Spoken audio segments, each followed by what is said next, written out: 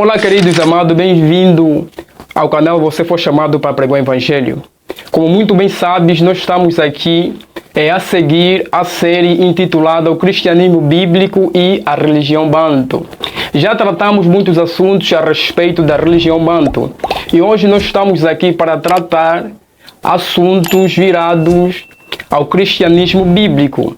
E temos aqui o nosso convidado, o catequista Calei, ele vai fazer, ele vai se apresentar, assim bem dizer, e o subtema que hoje hemos de seguir vai ser o feitiço na visão bíblica.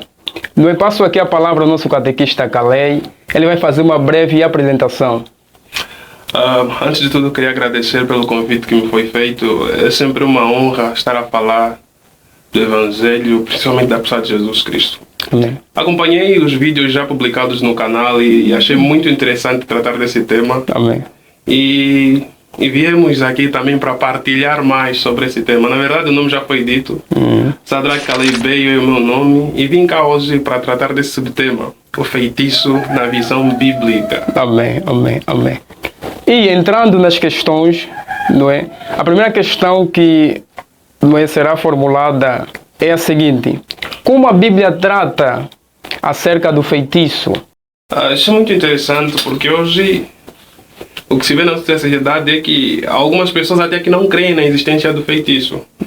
E a Bíblia, os escritores bíblicos têm muitos assuntos que eles nem sequer se preocuparam muito em provar a existência. Por exemplo, a existência de Deus, provar que Deus existe. Os escritores não se preocuparam em provar, falar Deus existe por causa disso e daquilo, porque eles escreviam para um povo que já cria nessas coisas. Então eles declaram a existência de Deus. Do mesmo modo, nós vemos a Bíblia começar declarando a existência de feitiço e de feiticeiros. Isso desde o Pentateuco, no livro de Deuteronômio, quando se trata da lei, quando Deus manda o seu povo ir para a terra prometida, e diz: não se misturem com feitiços e feiticeiros.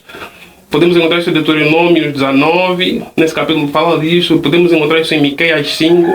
Então a Bíblia já declara que isso é algo existente, diferente do que as nossas sociedades nos dizem: não, parece que não existe, isso é só mito. Não é mito, existe sim feitiço. E é um ato sobrenatural, é algo sobrenatural que é feito através de homens. Então, para uma introdução, é mais ou menos: a Bíblia declara a existência do feitiço e é uma ação sobrenatural que o homem vai fazer, que vai exercer, tanto para um ato para si mesmo, como um ato para um terceiro, para uma outra pessoa. Então, é mais ou menos ali. Será que é uma diferença entre feitiço e milagre? Diferença sim, embora os dois atos sejam sobrenaturais, embora sejam atos sobrenaturais, há diferença tanto na origem como no objetivo daquela ação sobrenatural. Digo na origem porque o homem por si só não consegue fazer nada sobrenatural. O homem é um ser natural, feito de corpo, de matéria, ele não consegue fazer nada sobrenatural. Então, quando nós vemos um homem a fazer algo sobrenatural, não está a vir de si, está a vir de uma outra força. Nesse caso, para nós cristãos, quando nós realizamos algo sobrenatural, vem de Deus. É milagre, Deus realizou isso. Mas quando vem de outras pessoas que não são cristãos, não tem outra fonte, são demônios. A Bíblia claramente declara isso, segundo a Tessalonicenses 2:9, Apocalipse 16:14 tratam disso, que todo esse misticismo todo esse poder vem de Satanás e dos seus demônios. Então, a diferença do sobrenatural acontecendo hoje é que uns vêm de Deus, outros vêm de demônios. E isso inclui a própria igreja. Dentro das igrejas até, nem tudo que se vê lá, o sobrenatural acontecer, vem de Deus. Dali pulamos para o segundo ponto, que além da origem é o objetivo. Todo e qualquer ato sobrenatural que não engrandece Deus, não vem de Deus. Em toda a Bíblia, nós vemos os homens de Deus agirem sobrenaturalmente para a glória de Deus. O que se vê hoje em muitas igrejas são homens a fazerem atos sobrenaturais, mas para a glória de si mesmo e para o seu próprio bem, para o crescimento financeiro de sua igreja ou de sua reputação. É óbvio, aquilo não é de Deus, aquilo são demônios. Hoje temos muitos desses infiltrados, infelizmente, em nossas igrejas. São aqueles que você vai para lá, prometem cura, riqueza, pessoas que abanam casacos, todo mundo a cair, curou, e de fato curam mesmo. Tem pessoas que curam, mas tudo isso é de demônios. Então todos os homens de Deus operaram sobrenaturalmente para a glória de Deus, mas os outros não. Um exemplo disso encontramos em Atos 16, onde Paulo se depara com aquela mulher adivinha, que fazia, que lia, que fala, que adivinhava coisas. De fato, aquilo era algo sobrenatural, mas era para a glória de quem? Dos seus senhores, que lucravam com aquilo. Mas se você vai olhar nos homens de Deus, todo o poder que saia deles, todo o sobrenatural que eles executavam, era para a glória e de Deus. Então, feitiço, a pergunta foi se que há diferença, né? Sim, entre feitiço e milagre. E milagre. A própria diferença começa no nome, nós atribuímos milagre mais a Deus, e o feitiço, na Bíblia também vai dizer magia. Magia, sim. Nós atribuímos mais ao poder feito que não vem de Deus, mas que vem do reino das trevas. Eu creio que a diferença está no nome, a diferença está na origem, a diferença está no objetivo, em quem vai glorificar. Então com isso quer dizer que fora do de Deus ou fora do cristianismo, tudo que existe não é milagre, é feitiço. É feitiço. Feitiço. Os homens até podem chamar de milagre, mas tendo em conta a natureza da própria palavra e a interpretação que nós fazemos da nossa visão bíblica, tudo que não vem de Deus é feitiço. É feitiço. É feitiço. Podemos até chamar de milagre, mas não é de Deus, não é feitiço. Podemos chamar assim. Podemos rotular assim. Tá bom. Agora outra questão é a seguinte. Se nós, quando nós olhamos para a nossa cultura, não é? Muitos dizem que o cristianismo é uma forma de colonização. E o cristianismo também veio tirar o poder, assim bem dizer, em outras palavras, não é, da cultura e colocar aí a cultura, não é, ocidental, a cultura europeia. E a questão é, se nós ignorarmos as culturas e as tradições, nós estaríamos a ter uma mente aculturada? Bom, antes de tudo, e é bom que nós compreendamos isso, o cristianismo não veio anular a cultura. O cristianismo não anula a cultura, mas ele peneira a cultura. O cristianismo vai colocar a cultura de qualquer povo, começando dos princípios dos próprios judeus também, porque tem muita coisa que eles dão desculpa que tiraram da Bíblia, mas é tudo da cabeça deles e dos seus próprios desejos. No entanto, o que o cristianismo faz é colocar toda a cultura na balança, e tudo aquilo que fere os princípios bíblicos ele retira e deita para fora, e tudo que não fere os princípios bíblicos pode permanecer. Porque nós somos homens, Deus nos fez com capacidade de criar coisas, de criar atividades, de criar tantas outras coisas belas. Nós ainda temos a capacidade de criar. Então, nisso se envolve a cultura. A cultura envolve todos os nossos princípios, nossas coisas que nós vamos criar enquanto homens. Então, são nessas coisas que o cristianismo vem e retira tudo que fere os princípios bíblicos. Então, o cristianismo não vai anular, não vai nos aculturar, ele vai nos colocar os princípios de Deus, aquilo que Deus acha que é correto, que é moral. Então, isso pode permanecer entre vocês. Mas aquilo que não é, sai fora. Sai fora. Não importa se ama a tua cultura, se dentro da tua cultura tem algo que fere os princípios bíblicos, sai fora. Isso não é se tornar judeu. Nós não estamos a ser judaizados, não. Isso é se tornar bíblico, isso é se tornar servo de Deus.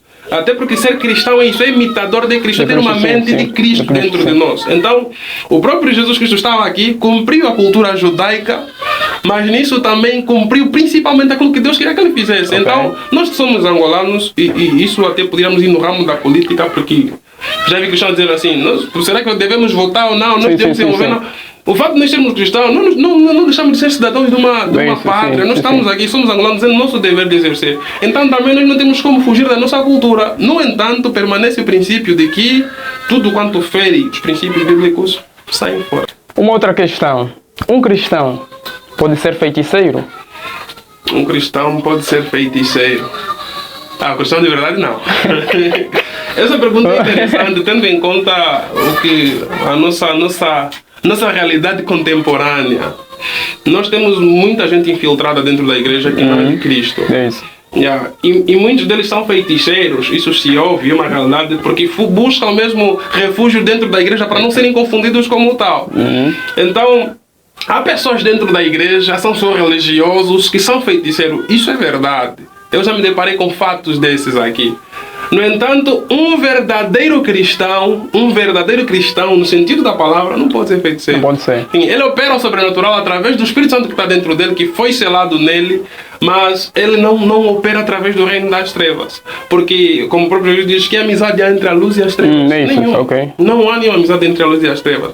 Há dentro da igreja pessoas feiticeiras, isso com certeza, e olha que uma boa parte delas são pastores, são líderes de igreja, e isso é que lhes faz pensar que eles são pastores, por causa do sobrenatural que eles operam. Muita gente fala, quando fala, quando prega, as pessoas estão a cair, as pessoas estão a ver algo diferente nele. Aquilo é feitiço, aquilo é algo sobrenatural, são demônios dentro dele a operar.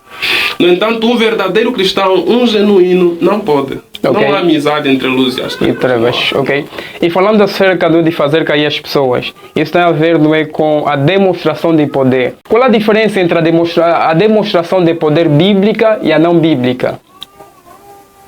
Não é demonstração de poder. Essa pergunta também é interessante, não é demonstração de poder. Quando eu penso nessa pergunta, faz lembrar lá Elias com os 450 profetas de Baal, né, para demonstrar quem realmente tem poder. Okay. Quem realmente tem poder. Essa demonstração, de fato, é demonstração de poder. O reino das trevas gosta de desafiar a igreja, não Deus. Sim, não Deus. Porque eu vi uma imagem no Facebook que é Jesus Cristo e Satanás a apertar. Satanás é nosso adversário, não é adversário de Deus. Ninguém pode contra Deus, ninguém pode contra Jesus Cristo. Então ele é nosso adversário, e várias vezes ele se levanta com a igreja. Okay. Ainda foi nessa semana que recebi mensagem de alguns irmãos pedindo oração, porque dentro da igreja entrou alguém nu, cavou um buraco no púlpito e colocou lá coisas, disse que quero ver quem vai tirar. E aquilo, a igreja se reuniu, começou a jejuar, e eles sentiram o poder, se congregaram vários palhaços, porque nós estamos aqui em Benguela, Luanda, nós vemos pouco disso. Sim. Mas tem territórios aqui mesmo em Angola onde o feitiço predomina, onde há muito disso, onde pessoas se curvam diante dessas entidades, se curvam mesmo, admitem o seu poder. E são nesses lugares onde a igreja devia se levantar e mostrar que o verdadeiro poder é de Deus.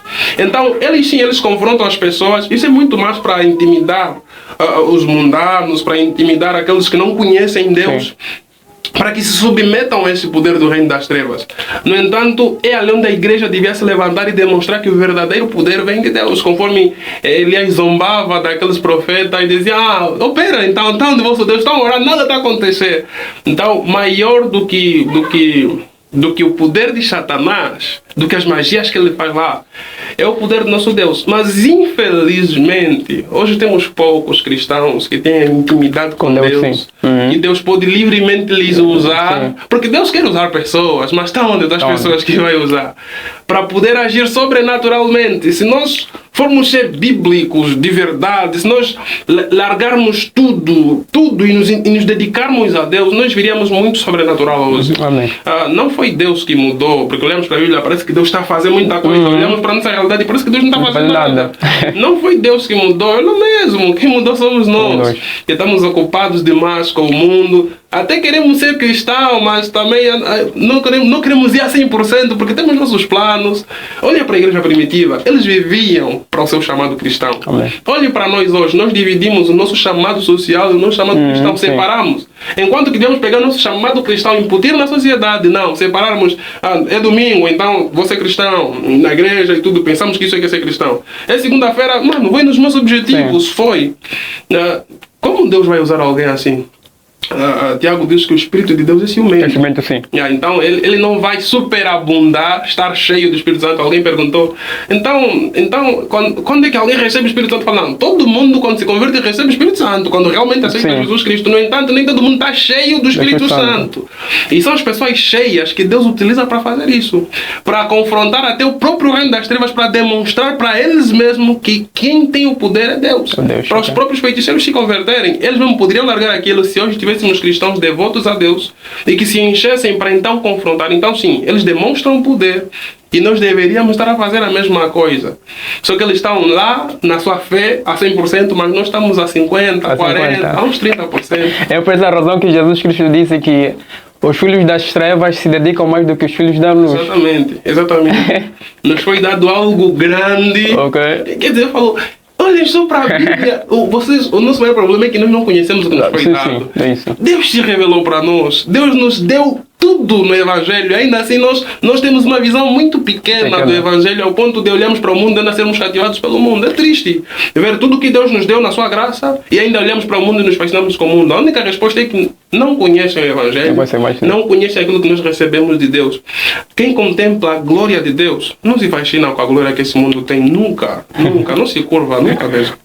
Então é mais ou menos ali. Nós é que estamos assim reduzidos. E o reino das trevas está lá, está a prosperar. Nós estamos assim a levar 50%. E olha aqui, isso é um dos sinais dos tempos. É onde o versículo diz que será que eu vou achar fé? Será que eu vou achar pessoa? Será que eu vou achar igreja sendo igreja? E, infelizmente hoje nem toda a igreja está a ser igreja. Precisamos de um revivamento nesse aspecto. É por essa razão que eu tenho dito, não é, que nem sempre onde tem um templo tem uma igreja. Exatamente.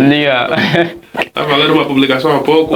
Se no Antigo Testamento tinha a igreja, não, a igreja são as pessoas. Não é templo, não é o templo, não é boa de gente aí. Não. São as pessoas que são realmente devotas a Cristo Jesus. Essa é a igreja. Pessoas que são semelhantes, que buscam ser semelhantes a eles. Ser cristão, ser pequeno Cristo, imitador deles. A 100%. Agora, não é uma sociedade infestada de falsos profetas como a nossa, não é? Como é que eu hei de diferenciar qual é a demonstração de poder bíblica e a não bíblica? Como é que hei de diferenciar? Eu sempre desafio os nossos membros, quando estou a falar desse assunto, dizer o seguinte: vai para essas igrejas ali e vê o que eles fazem. Desde o princípio até o final do culto, a questão é: orem, Deus vai vos dar. A questão é sacudir casaco, pessoas a caírem. Não se fala do Evangelho, não se enaltece Deus. Aquilo é homens buscando os seus próprios interesses. Uma das maiores, não a maior evidência mesmo de que um servo de Deus não é servo de Deus é essa.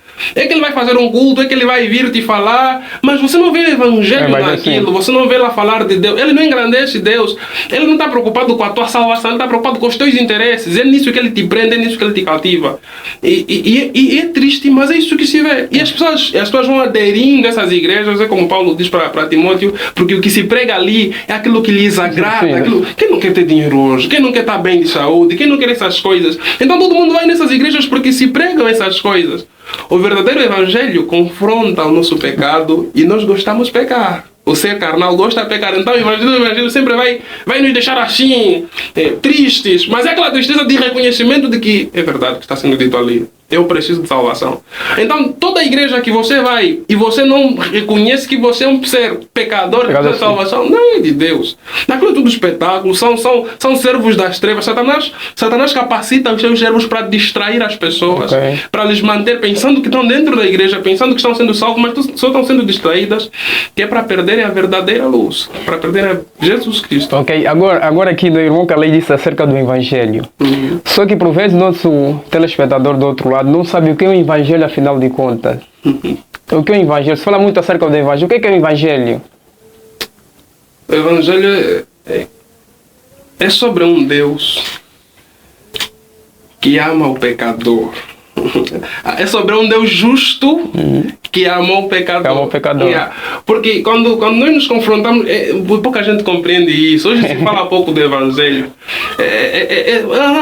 Quando vemos Jesus Cristo morreu por nós, parece que foi algo simples que ocorreu ali. Salmos 7, versículo 11 diz que Deus é um juiz justo. E ele se irá todos os dias está irado. Se nós pudéssemos imaginar um juiz justo, por exemplo, alguém, você é juiz nesse caso, ou você não é um juiz, mas você do nada vê um bêbado atropelar alguém. Todo mundo agarra, o bêbado atropelou, lhe levam para o julgamento. O juiz chega lá e fala: olha, eu sou boa pessoa, por isso é que eu te perdoo, vai só para tua casa. Todo mundo ia olhar para aquele cenário e ia falar: isso não é justiça. Justiça seria punir, ele cometeu. E Romanos 3:23, ele diz assim: porque todos nós pecamos. Quem nunca pecou aqui? Todos nós pecamos, ou seja, todos nós merecemos a morte. E Deus se encontrou nisso. Deus olhou para o homem pecador, merece a morte. Ele tem que ser punido. Se eu não punir, deixará de ser justiça. Só que João 3,16 diz que ele também nos amou. Ora, vamos voltar no juiz. Suponhamos que o juiz se deparou com essa situação. Ele é um juiz justo. Se deparou com essa situação, alguém bêbado que merece cadeia. Ele sabe que merece cadeia, mas só que é o filho dele. é um antequerido dele, alguém que ele ama, esse juiz vai parar. Bom, ele merece ser punido. Sim. Só que eu amo ele também. Como é que eu posso fazer? Paul Washer chama isso de o grande dilema. É um dilema aí, tá chocado dentro do meu coração. Ele merece ser punido e eu é quem vou punir. Só que eu lhe amo. Como fazer? Então a solução que Deus achou para isso é o Evangelho. Ele pega o seu filho Jesus Cristo, vai, morre no lugar dele, que é para eu poder salvar ele. Então a misericórdia de Deus faz com que a justiça dele seja satisfeita em Jesus Cristo. Depois dele morrer e salvar, morrer pelos nossos pecados, ele agora diz: vindem. Todo aquele que crê em mim, todos os seus pecados, todas as suas culpas, é recaído naquela cruz. Isso é Evangelho. É sobre nós que não tínhamos salvação nenhuma, que éramos justamente condenados. Se recebemos essa notícia, isso é que o Evangelho significa. É uma boa notícia de que alguém abriu as portas para nós, de que alguém morreu por nós, alguém nos deu vida, nos deu salvação. Por isso é que é boa notícia. É boa notícia. Boa notícia. E pouca gente compreende isso. Quando você estuda isso, quando você compreende tudo que Deus fez por ti, quando você medita sempre nessas palavras, não tem como você não amar Deus, não tem como você não se fascinar pela sua obra, não tem como você não ser impulsionado a evangelizar. Hoje não se evangeliza, não se ora muito, não se apaixonam por Deus, porque as pessoas não compreendem isso, as pessoas não leem. Mesmo nas igrejas, nos púlpitos, pouco se fala disso. Se perdem às vezes tempo em tantas outras coisas, nada a ver mesmo. São preceitos humanos, legalistas, perdem tempo nessas coisas, mas o próprio Evangelho, pouco se trata do Evangelho. Então, com isso, não é, um pregador, ou seja, uma igreja não é, que é centrada, que o assunto não é centrado em Cristo, logo aí não se torna Evangelho. Não. O assunto de qualquer igreja deve ser Cristo Jesus. Okay. Quando um pregador sobe no púlpito, prega, e Cristo não foi o centro daquela mensagem, aquilo não é uma pregação. Aquilo deixou de ser uma pregação, perdeu tempo. Fez um discurso ali bonito. Hoje a maioria dos pregadores são coaches, pregações motivacionais, nada a ver com Cristo. Você quer fazer aquilo, faz fora da igreja. Prepara um estudo à parte, mas quando for para pregar, fale sobre Cristo. É engraçado que desde o Antigo até Apocalipse, de Gênesis Apocalipse, é sobre Jesus Cristo. Nem que você for fazer um sermão no Antigo Testamento, você vai dar conta que tudo aquilo ganha sentido, ganha corpo com a pessoa de Jesus Cristo. Então pode pregar de Gênesis até Apocalipse, o centro da tua mensagem precisa ser Cristo. Se não for Cristo, aquilo deixa de ser igreja. Então é um centro, é um prédio onde eles se encontram no domingo, igreja. Para reunir. É só um templo onde as pessoas se encontram, mas não é igreja. É igreja. Não é Ok. A questão que se colocaria é, quando um indivíduo se converte dos seus pecados e aceita Jesus como seu Senhor e Salvador, será que é mau, não é? Será que ele pode permanecer muito bem em alguns rituais que não firam as Sagradas Escrituras?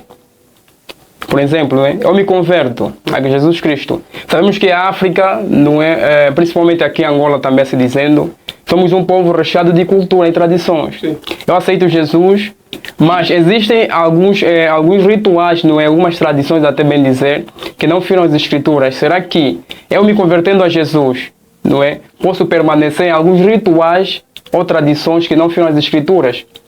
Desde que não viram as Escrituras. Sim, é certo. E conforme eu disse no princípio, nós fizemos parte dessa sociedade que criou um conjunto de rituais.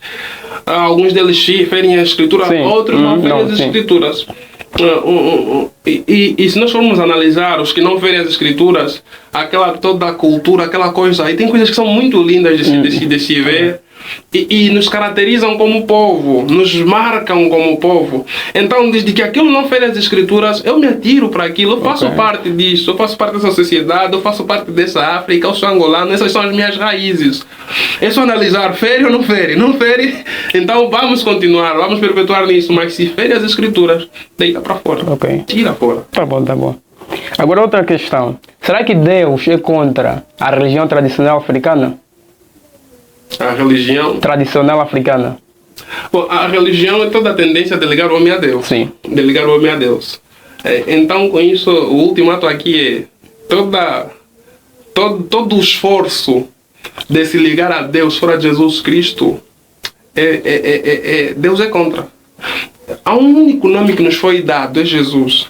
todo e qualquer outro sistema que o homem tentar inventar de servir a Deus, de adorar a Deus fora da pessoa de Jesus Cristo, é antibíblico e é pecado. Pecado. Tudo é, tudo é. Se há aqui dentro de África, dentro de Angola, um sistema religioso que não é sobre Cristo, que não é sobre a pessoa de Jesus Cristo, onde se faz umas outras coisas para tentar agradar a Deus, é tudo perda de tempo. Okay. Não tem salvação fora da pessoa de Jesus Cristo. E não há religião fora da pessoa de Jesus Cristo. Tudo o resto é perda de tempo e é pecado. É perda de tempo. Aí vem surgindo, não é, alguns adeptos de Cacó Filipe, dizem acerca do Cacó Filipe que é o profeta enviado de Deus. O que tem a dizer acerca disso? Ele é muito astuto. Cacó Filipe é astuto. Ele prova. Ele usa a Bíblia para provar o seu ser profeta. E depois se coloca acima da Bíblia. Ele estragou tudo. Ele aí domina as pessoas a partir disso. Okay. Ele vai na Bíblia e cria uma teologia barata de que em cada época surgiu uma pessoa que Deus lhe deu o poder de ser a salvação. E o mais triste é que ela tem que incluir Jesus Cristo nessa lista. Nesse caso, Jesus Cristo é que nem Moisés do tempo dele. Paulo é que nem Jesus Cristo do tempo dele. E ele, nesse caso, é que é a salvação do nosso tempo. Ele erra nisso, dizendo que estes homens foram a salvação do seu tempo. Todos os homens anunciaram a salvação. Só Jesus Cristo disse que eu sou a salvação. E depois disso, todos que vierem têm que apontar para a pessoa dele. Todo que vem e diz que eu sou, erra. Quando ele diz que muitos virão em meu nome, não é só porque alguém vai vir falar eu sou Jesus, não. É porque são pessoas que vão se apontar como a porta, como meio de ligação a Deus. Pessoas dizendo que eu sou a salvação, me sirvam, me seguem, adorem a mim que vocês serão salvos. Ele diz que muitos virão em meu nome. E até alguns vão acreditar nisso. É triste ver adeptos de Cacó Filipe. Eu sempre, quando vejo sempre um deles a publicar ali, eu vou lá ainda, falo, quem sabe, às vezes vai abrir os olhos. E os debates dele, eles são sempre assim, são extremos, são muito extremistas. E só tem que ser, porque se forem lógicos, não vão ter saída. Okay. A solução mesmo para o sistema deles continuar é ser extremista, é falar, não, é ele. Porque se vamos, tá bom, vamos ser lógicos, vamos na Bíblia, vamos no que Jesus Cristo disse, vamos no que a própria Bíblia diz. Então, não tem cabimento o cacoísmo, o próprio sistema em si, não tem credibilidade. Então, todos estes homens que tentam chegar a Deus fora da pessoa de Jesus Cristo, repito, erram e vão para o inferno. Vão para o inferno. Não importa o quão piedosos sejam. Eu gosto de falar isso sobre os sabatistas. Sim. Conheci alguns que são muito extremos, que dizem lá fora do sábado não há salvação. O sábado é o sinal de Deus. Não, o sinal é o Espírito Santo. O Espírito Santo é o penhor da nossa salvação. Então alguém diz, não, só que ele é muito piedoso, os pastores são mesmo... Eles vão ser mesmo piedosos, vão ser boas pessoas, mas na Bíblia a verdade vem em primeiro lugar, a piedade vem depois. Não importa o quão piedoso ele é, se não tiver a falar a verdade, é descartado. É descartado. É por essa razão... em primeiro lugar. Ok. É por essa razão que eu fiquei a ponderar acerca deste assunto, que muitos são rejeitados, não é? Até por pregar a verdade, mas não vivendo a verdade. Exatamente. Logo, não adianta só pregar a verdade, mas se vivê-la. Eu falei isso na quinta-feira, eu falei lá. Se nós começarmos a ver o Evangelho de verdade, não tem problema com algumas coisas mesmo aqui dentro. Okay. Se for para vermos o Evangelho de verdade, não é lá fora, aqui mesmo não tem problema um com os outros, porque alguns ainda brincam de viver o Evangelho. Sim. E quando alguém é sério, diz Paulo que aos Filipenses, ele diz que quando eu preguei o Evangelho incomodou as pessoas. Alguns foram motivados a verem que eu estava a ser verdadeiro e outros ficaram incomodados, se incomodaram. A luz incomoda mesmo os que estão em trevas e os que vivem, que gostam das trevas. Então basta ser verdadeiro que você vai chocar muita gente. Jesus Cristo, por isso é que morreu. Se ele viesse, íamos lhe matar de novo. Porque ele é ser verdadeiro e a maioria das pessoas da igreja não são verdadeiros, então é mais ou menos por ali. Ok. Será que o alabamento é uma abominação aos olhos de Deus? O alabamento? Sim. Olha, a tradição diz que o alambamento surgiu para mostrar o poder daquele que está a levar a moça. As origens são mais ou menos as seguintes. Eu vou casar a vossa filha. Sim. Só que eu preciso mostrar que eu tenho o poder para sustentá-la. Para isso eu tenho que levar algumas coisas que eu trabalhei para mostrar que eu sou trabalhador e eu vou sustentar bem a vossa filha. Eu sou trabalhador. Então essa é a origem do alambamento. E não há problema nenhum nisso. Eu gosto do alambamento. Não há problema nenhum nisso. Nesse sentido, o grande problema é que enquanto o tempo foi passando, o alambamento se tornou uma permuta. É troca de mercadorias agora. As pessoas escrevem uma carta gigantesca. Isso. E a Bíblia refuta isso. Creio que é Cantares 8, um dos versículos. Diz que é impossível. Ninguém compra o amor. O amor não se compra. O amor não se compra. O amor é uma dádiva de Deus. Deus nos criou com essa capacidade de amar. E ninguém pode comprar o amor. Então, o alambamento com a natureza contemporânea é errado. É errado. Mas se alguém hoje fazer o alambamento sem haver essas exigências todas, ele por si mesmo levar alguma coisa para mostrar para a família, e chegam ali e comem todos juntos, não tem problema nenhum nisso. Okay. Não tem problema. Eu vejo um erro na permuta que é no alambamento hoje, mas na essência do alambamento não tem nenhum erro. Então, se alguém for fazer o alambamento conforme a sua essência, não é pecado nenhum. Ele só está a demonstrar que ele vai conseguir sustentar a pessoa, que ele é trabalhador. E aquilo é uma festa, então também vim participar daquilo. Estamos a conhecer a família, também trouxemos a nossa parte. Agora, quando a família vem com aquela lista, queremos terreno.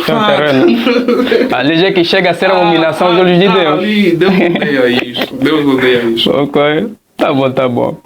Agora, outra questão, né, que é a última questão. Como ser bíblico e ao mesmo tempo não deixar de parte as nossas culturas? Acima de qualquer coisa é conhecer as próprias escrituras. O mais triste hoje, o de ver muitos cristãos a serem levados, eu conheço alguns cristãos que defendem a cultura com unhas e dentes, até as coisas erradas da cultura, e tudo aquilo é consequência de uma coisa, falta de conhecimento, falta de entendimento. Paulo diz em Romanos 10, acho que é o versículo 2, que quanto aos judeus do testemunho, que eles têm zelo, mas lhes falta entendimento. Há muita gente zelosa, só que lhes falta entendimento. Eu vejo muito isso na igreja, pessoas que estão lá com força a servir, só que estão a servir erro, estão mesmo a cair no erro porque não conhecem as escrituras. Então, você vai ter capacidade de peneirar a cultura, não só peneirar tudo que nos rodeia, porque tudo que nos rodeia como cristão, nós precisamos sempre colocar na balança, se passa ou não passa nos princípios bíblicos. Ora, como é que alguém vai fazer isso se não conhece os próprios princípios bíblicos? Então, a única forma de saber gerir a cultura, e não importa onde vai viajar para o Brasil, lá vai encontrar a cultura também, a única forma de você gerenciar tudo isso é conhecendo a palavra de Deus. E ali nós pecamos drasticamente, porque hoje os homens não conhecem Deus. Eles vão para Deus, salvação, está bem, sou salvo. Não quer saber do resto. Não quer saber. Por isso é que eles não amam Deus, por isso é que eles não se dedicam a Ele, porque não conhecem a sua palavra. Então a solução é conhecer. E quem peca também são os líderes hoje, que pouco falam de Deus, da sua pessoa, dos seus atributos. Quer dizer, nós fazemos muita baboseira no púlpito hoje. O púlpito hoje é utilizado para desperdício de muito... Tem muita coisa de Deus para se falar, mas não se fala. Não se fala. E seriam coisas que iam ajudar as pessoas a amar o próprio Deus e a se dedicar, a buscar conhecê-lo. Eles, quando souberem dessas coisas, eu tenho que conhecer mais esse Deus. Então, a culpa sim está em todos eles por não buscarem. No entanto, há uma culpa que cai muito sobre os líderes das igrejas por não ensinarem sobre Deus. Então, essa falta de conhecimento, essa falta de entendimento é que faz com que as pessoas não saibam gerenciar, não saibam separar o que é não é. O que devo aceitar na cultura e o que não devo aceitar na cultura. Então, devem conhecer as escrituras. Ok. E também na mesma senda, não é, dizendo acerca desse assunto, algumas igrejas, se dizendo evangélicas, não é, elas exaltam muito os estatutos do que a própria Bíblia. Será que o irmão Calei concorda com isso? Todo estatuto deve estar de acordo com a Bíblia. A Bíblia deve ser corretamente interpretada. Eu fiz uma publicação recentemente dizendo que quando a Bíblia não é corretamente interpretada, deixa de ser a palavra de Deus. Você está a interpretar conforme os seus próprios entendimentos. Agora, tem questões. A Bíblia foi escrita de acordo com aquela época. Algumas coisas têm a ver com aquela época. Então, nós temos que pegar a Bíblia, interpretá-la de acordo com a nossa realidade de hoje. E é para isso que servem os estatutos. É pegar a Bíblia e pegar a própria cultura, o próprio povo hoje. Então, conciliar essas duas coisas de modo a que não firam a Bíblia. De modo a que esses aqui vivam de acordo com a Bíblia e contextualizando as coisas. O estatuto vem para isso. Por exemplo, a Bíblia, por exemplo, fala pouco sobre a homossexualidade, fala pouco sobre o álcool, se ou não é errado. Fala sobre muitas coisas que as pessoas não têm esse entendimento. Então o estatuto vem para clarear essas coisas, dizer, lá, isso pode, isso não pode, isso pode, isso não pode. Até ali o estatuto é muito, mas muito útil. Agora, quando um estatuto ultrapassa naquilo que a Bíblia diz, é errado. É errado. Eu pensava que Jesus Cristo fala acerca das doutrinas dos homens. E ali eles começam a inventar. E o mais triste é que os estatutos foram feitos muito na época colonial, quando as denominações foram surgindo. E foram pessoas que eram muito ligados à cultura. Se nós formos analisar os nossos estatutos hoje, eles prezam muito esses aspectos culturais. Eles não fizeram conforme a Bíblia, eles fizeram conforme a cultura deles. Tá a ver? Então, é por isso que os estatutos devem ser revistos. Por exemplo, na nossa denominação, de 5 em 5 anos, temos que rever isso, Mas isso mesmo é bíblico ou não é? Isso é correto ou não é? Então, se não é, sai. Vamos colocar o que é. Todo o estatuto deve estar em harmonia com a Bíblia. E os líderes serão drasticamente cobrados por isso. Porque o estatuto leva a igreja toda numa obrigação. Quando nós, como obreiros, fizemos um estatuto errado, nós estamos a levar muita gente no erro. E eu creio que foi Tiago que diz: obreiros, vocês cuidado, porque vocês terão um juízo muito mais pesado por causa disso. Porque quando eu erro, e eu levo esse erro ao público, eu levo milhares de pessoas comigo ao erro. Então temos que ter muito cuidado com essa coisa de estatuto. Eu sinceramente já vi muita gente a sofrer, nem porque errou com a Bíblia, é porque errou com o estatuto. E é triste ver aquilo, é muito triste. Eu falo, vão pagar caro. Essa aqui é a ovelha de Jesus Cristo. Ele morreu na cruz por causa dessa pessoa. E vocês estão a brincar com essa pessoa por causa de regras que vocês inventaram. Jesus não falou isso. Vocês inventaram essa regra e ela está ali a sofrer, a pensar que está a pecar, a pensar que errou, que cometeu um crime grave. Afinal, são só mesmo vossos preceitos, porque vocês cresceram numa cultura assim, agora estão a inventar que isso é pecado. Pegaram um versículo, tiraram fora do contexto, interpretaram conforme os vossos próprios entendimentos e depois falam que é pecado. Não, pecado é o que eles estão a fazer. Pecado é o próprio estatuto que está a pecar, não é a pessoa que está a pecar. Então é preciso harmonizarmos sempre os nossos estatutos conforme a Bíblia. É nisso que eu creio. Ser bíblico atualmente, não é? É um problema tanto no mundo quanto na igreja. Concorda com isto? Com esta afirmação? Sim. O ser bíblico na igreja. Você bem dizer assim, não, na igreja não é? O ser bíblico incomoda, ou seja, é um perigo tanto na igreja quanto no mundo. Jesus Cristo teve problemas, não é com os romanos, é com os judeus. É com os próprios judeus que estavam presos nos seus princípios judaicos, que eram interpretações suas, não daquilo que Deus havia dito. Então, nós teremos sim aflições, o próprio Jesus Cristo nos antecipou, teremos aflições, mas temos que saber que muitas dessas aflições virão dos nossos próprios irmãos com quem nós congregamos. Sim. Pessoas com pouco entendimento, pessoas que não compreendem, ou pessoas que compreendem, mas querem só satisfazer o seu próprio eu, o seu próprio orgulho, o próprio orgulho humano. Então, não tem como, repito, não tem como você ser bíblico e não ter problema dentro da tua igreja. Você sempre vai ter problemas com isso.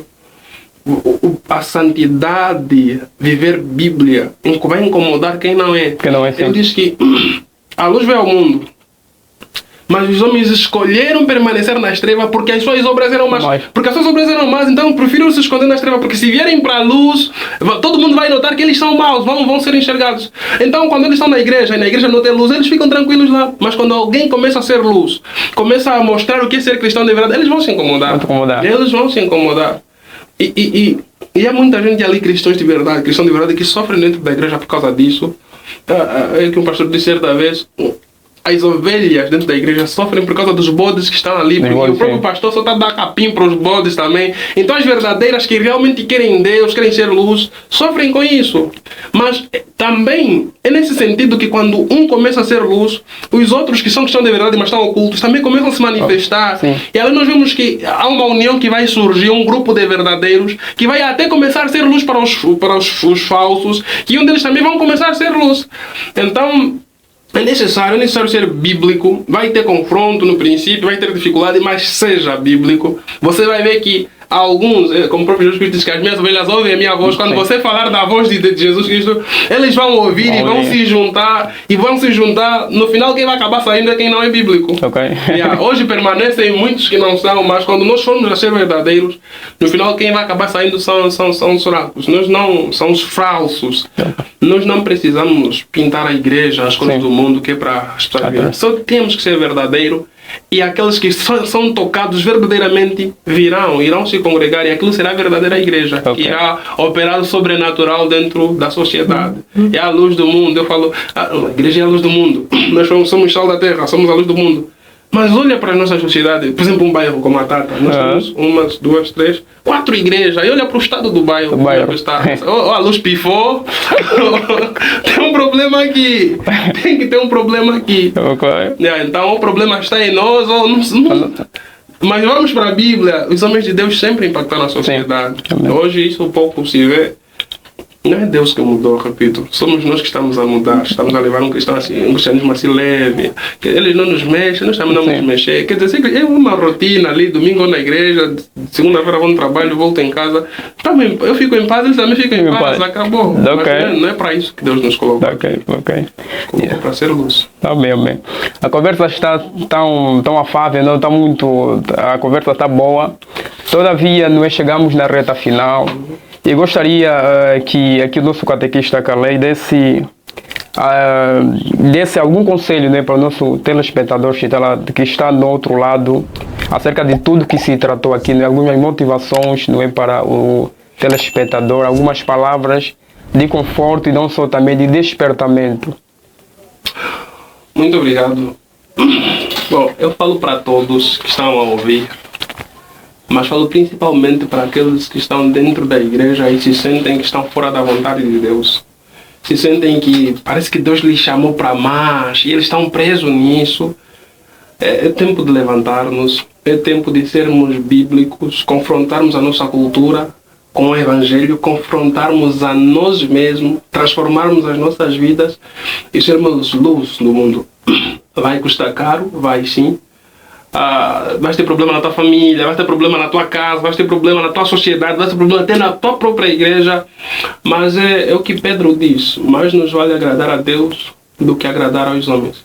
Então você que se sente que Deus te está a chamar você para alguma coisa, mas só que você está sendo preso dentro da própria cultura, dentro da própria religião, sai disso. Sai disso. Deus tem um projeto e Ele trabalha com os homens que se levantam, com os homens que se libertam dessas amarras para então poderem servi-lo completamente. Então, o meu conselho é isso: analise a cultura, analise o que você tem feito, estude a Bíblia, e é à luz da Bíblia que você vai analisar toda a tua rotina e você vai chegar à conclusão: não, eu estou a falhar ali, estou a falhar aqui, estou a falhar aqui, não estou a ser bíblico e preciso voltar à Bíblia. Precisamos todos nós voltar à Bíblia. Você precisa voltar à Bíblia. É isso. Amém. Assim, hoje terminamos com essa entrevista. Não se esqueça de se inscrever no canal e ativar as notificações, porque para frente ainda vem muitas novidades a respeito desta série que estamos aqui a seguir. Que Deus ricamente te abençoe e obrigado, não é, catequista Carley, pela presença. Obrigado, e que Deus o abençoe ricamente e enriqueça a cada dia, não é, ser bíblico e ser um avivalista. Amém. Deus abençoe.